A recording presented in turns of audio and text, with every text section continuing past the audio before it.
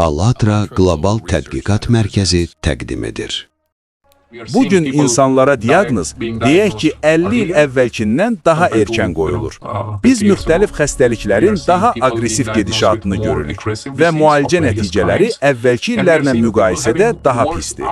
Və bütün bunlar tibbin bir elm olaraq əldə etdiyi bütün nailiyyətlərə rəğmən baş verir.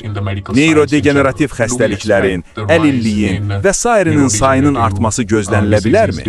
Məncə biz artıq indi belə bir artımı müşahidə edirik.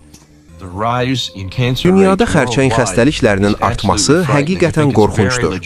Mən bunu rahatlıqla epidemiya adlandıra bilərəm. Dünyada uşaqlarda və əvvəllər gördüyümdən xeyli gənc insanlarda xərçəngə daha tez-tez diaqnoz qoyulur. İndi biz xəstəliyin həm uşaqlar, həm də gənc yetişkinlər arasında artdığını görürük. Və görünən odur ki, səbəb təkcə siqaret, spirtli içki və s. deyil. Görünür, ətraf mühitdə xərçəngi qorxunc sürətlə tətikləyən, yaradan başqa bir faktor var. Vəziyyət isə getdikcə pisləşir. Bu, həqiqətən çox ciddi bir problemdir.